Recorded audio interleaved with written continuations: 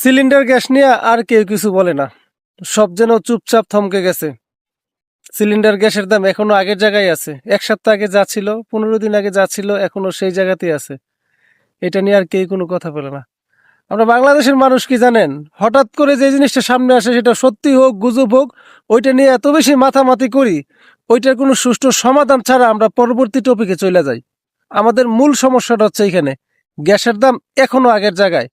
এখনো 12 কেজি গ্যাসটার দাম 2000 টাকার উপরে। কই, এটা নিয়ে তো মিডিয়াকেও দেখলাম না কোনো কিছু বলতে।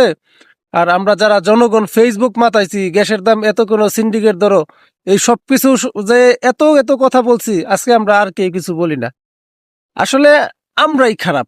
সিন্ডিকেটের কোনো দোষ নাই, সরকারের কোনো দোষ নাই, খারাপ হয়েছি আমরা। আমরা একটা জিনিস যতক্ষণ পর্যন্ত সমাধান না হয় ততক্ষণ পর্যন্ত এটা নিয়ে থাকি না। এই আসছে 2 দিন 3 দিন চিল্লাইলাম, চিল্লাইনের পরে টপিক চেঞ্জ করে দিলাম। আমাদের কাজই হচ্ছে এটা। আমরা জাতিগত দিক দিয়ে এই কারণে আমরা পিছাইতেছি ভাই। আমাদের বুদ্ধিমত্তা ছিল, আমাদের মেধা ছিল, আমাদের সব ছিল, শুধুমাত্র আমরা গুজব বেশি ছড়াই, পাশাপাশি যে জিনিসটা আমরা ধরবো ওই জিনিসটা স্থায়ী সমাধান ছাড়া আমরা অন্য একটা জিনিসে চলে যাই। এই কারণে আমরা আগাইতে পারি না। আমার এই কথাগুলো হয়তো বা খারাপ লাগতে পারে মানুষের কাছে, বা অনেকের কাছে খারাপ লাগতে পারে, কিন্তু বাস্তবতা এটাই, আমরা এই কারণে পিছাই গেছি।